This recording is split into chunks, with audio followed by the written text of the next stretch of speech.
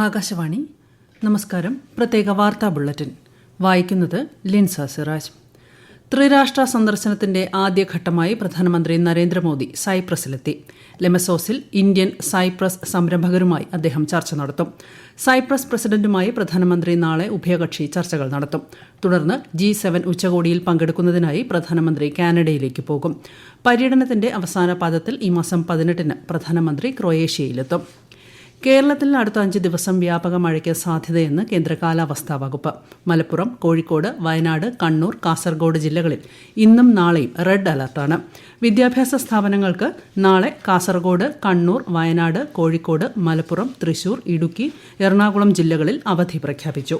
കേരള, കർണാടക, ലക്ഷദ്വീപ് തീരങ്ങളിൽ വ്യാഴാഴ്ച വരെ മീൻപിടുത്തത്തിന് വിലക്കുണ്ട്. അഹമ്മദാബാദ് വിമാനാപകടത്തിൽ മരിച്ചവരെ തിരിച്ചറിയുന്നതിനുള്ള DNA പരിശോധനകൾ തുടരുന്നു. ഗുജറാത്ത് മുൻ മുഖ്യമന്ത്രി വിജയ് രൂപാണിയുടേതുൾപ്പെടെ 62 പേരുടെ മൃതദേഹങ്ങൾ ഇതിനകം തിരിച്ചറിഞ്ഞു. ഉത്തരാഖണ്ഡിലെ കേദാർനാഥ് ക്ഷേത്രത്തിന് സമീപം ഹെലികോപ്റ്റർ തകർന്ന് 7 പേർ മരിച്ച സംഭവം എയർക്രാഫ്റ്റ് ആക്സിഡന്റ് ഇൻവെസ്റ്റിഗേഷൻ ബ്യൂറോ അന്വേഷിക്കും. കേദാർനാഥിൽ നിന്ന് ഗുപ്തകാശിയിലേക്ക് പോയ കോപ്റ്റർ ഇന്ന് രാവിലെയാണ് ഗൌരികുണ്ഡിന് സമീപം തകർന്നത്. മഹാരാഷ്ട്രയിൽ പുണെ മാവലിന് സമീപം ഇന്ദ്രായണി നദിക്ക് കുറുകെയുള്ള പാലം തകർന്ന് 2 മരണം, 6 പേർക്ക് ഗുരുതര പരിക്ക്. വിനോദസഞ്ചാരികൾ ഉൾപ്പെടെ 38 പേരെ രക്ഷപ്പെടുത്തി. പ്രശസ്ത വിനോദസഞ്ചാര കേന്ദ്രമായ കുണ്ഡ്മാലയിലാണ് സംഭവം. ഇസ്രയേലിന് നേരെ നടത്തിയ മിസൈൽ ആക്രമണങ്ങൾ സ്വയം പ്രതിരോധത്തിനാണെന്നും ഇസ്രയേൽ സൈനിക നീക്കം നിർത്തിയാൽ ആക്രമണങ്ങൾ അവസാനിപ്പിക്കുമെന്നും ഇറാൻ. അയൽരാജ്യങ്ങളിലേക്ക് സംഘർഷം വ്യാപിപ്പിക്കാൻ ഇറാൻ ആഗ്രഹിക്കുന്നില്ലെന്ന് വിദേശകാര്യമന്ത്രി അബ്ബാസ് അരഗ്ചി പറഞ്ഞു. സംസ്ഥാനത്തെ വിവിധ ജില്ലകളിൽ ജലസേചന വകുപ്പ് പ്രളയ സാധ്യത മുന്നറിയിപ്പ് നൽകി. പത്തനംതിട്ട ജില്ലയിലെ അച്ചൻകോവിൽ, കാസർഗോഡ് ജില്ലയിലെ കരിയങ്കോട്, നീലേശ്വരം, മൊഗ്രാൽ എന്നീ നദികളുടെ കരകളിലുള്ളവർ ജാഗ്രത പാലിക്കണമെന്ന് നിർദ്ദേശമുണ്ട്. കഴിഞ്ഞ 9 വർഷത്തിനിടെ പൊതുവിദ്യാഭ്യാസ മേഖലയിൽ 5000 കോടി രൂപയുടെ അടിസ്ഥാന സൌകര്യ വികസന പ്രവർത്തനങ്ങൾ നടപ്പാക്കിയതായി മന്ത്രി വി ശിവൻകുട്ടി. ഹയർ സെക്കൻഡറി പാഠ്യപദ്ധതിയിൽ നവീന സമീപനങ്ങൾ അവലംബിക്കുന്നതിനുള്ള ശ്രമങ്ങൾ പുരോഗമിക്കുകയാണെന്നും അദ്ദേഹം പറഞ്ഞു. സംസ്ഥാന ബാലാവകാശ സംരക്ഷണ കമ്മീഷൻ കുട്ടികൾക്കായി റേഡിയോ നെല്ലിക്ക എന്ന പേരിൽ ഇന്റർനെറ്റ് റേഡിയോ ആരംഭിക്കുന്നു. റേഡിയോയുടെ ഉദ്ഘാടനം ഈ മാസം 18-ന് മുഖ്യമന്ത്രി പിണറായി വിജയൻ നിർവഹിക്കും. മുതിർന്ന പൌരന്മാരോടുള്ള അതിക്രമങ്ങൾക്കെതിരെയുള്ള ബോധവൽക്കരണ ദിനത്തിന്റെ സംസ്ഥാനതല ഉദ്ഘാടനം മന്ത്രി ആർ ബിന്ദു നിർവഹിച്ചു. പുതിയ വയോജന സൌഹൃദ പദ്ധതികൾക്കും മന്ത്രി തുടക്കം കുറിച്ചു. ആരോഗ്യമന്ത്രി വീണ ജോർജിന് ഓസ്ട്രേലിയയിലെ വിക്ടോറിയൻ പാർലമെന്റ് സമ്മേളനത്തിൽ പങ്കെടുക്കുന്നതിന് ക്ഷണം. വിശിഷ്ടാതിഥിയായി പങ്കെടുക്കുന്നതിനും പാർലമെന്റിന്റെ ആദരവ് ഏറ്റുവാങ്ങുന്നതിനുമാണ് ക്ഷണം ലഭിച്ചിട്ടുള്ളത്. ഈ മാസം 19-ന് വിക്ടോറിയൻ പാർലമെന്റ് സമ്മേളനത്തിൽ വിശിഷ്ടാതിഥിയായി മന്ത്രി പങ്കെടുക്കും. നിലമ്പൂർ ഉപതെരഞ്ഞെടുപ്പിന്റെ പരസ്യപ്രചാരണം അവസാനിക്കാൻ 2 ദിവസം മാത്രം ശേഷിക്കെ സ്ഥാനാർത്ഥികളുടെ പ്രചാരണം ഊർജിതമായി പുരോഗമിക്കുന്നു.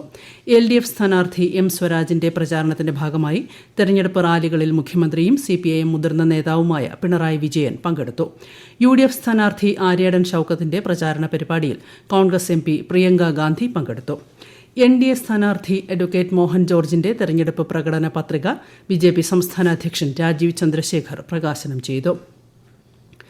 +1 പ്രവേശനത്തിന്റെ 3ാമത്തേതും അവസാനത്തേതുമായ അലോട്ട്മെന്റ് നാളെ പ്രസിദ്ധീകരിക്കും. രാവിലെ 10 മുതൽ മറ്റന്നാൾ വൈകിട്ട് 5 വരെ പ്രവേശനം നേടാം. കാറ്റിൽ നിന്നുള്ള ഇന്ത്യയുടെ ഊർജ്ജശേഷി കഴിഞ്ഞ വർഷം 46.42-ൽ നിന്ന് 10.5% വർദ്ധിച്ച് 51.5 ജിഗാവാട്ടായി ഉയർന്നതായി കേന്ദ്രമന്ത്രി പ്രഹ്ലാദ് ജോഷി.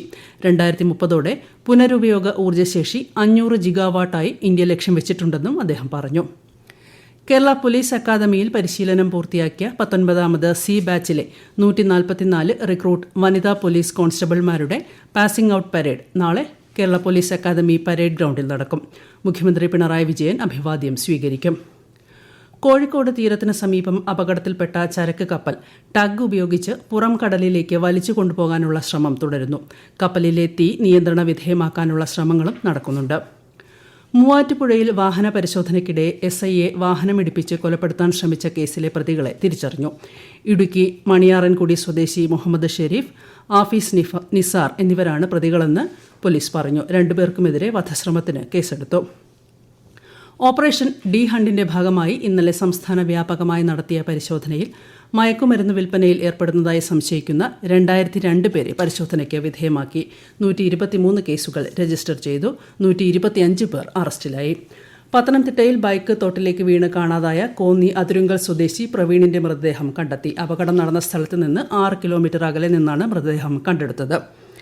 പ്രത്യേക വാർത്താ ബുള്ളറ്റിൻ കഴിഞ്ഞു. അടുത്ത വാർത്താ പ്രക്ഷേപണം നാളെ രാവിലെ 6:45-ന്.